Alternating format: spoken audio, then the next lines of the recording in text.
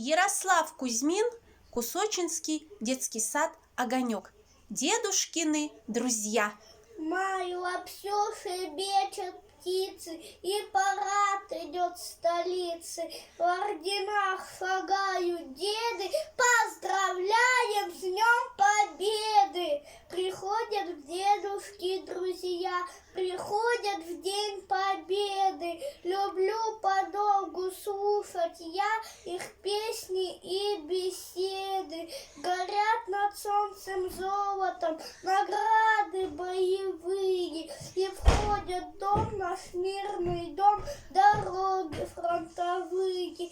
Я молча рядышком сижу, ну кажется порою, что это я в прицел лежу, что я готовлюсь к бою.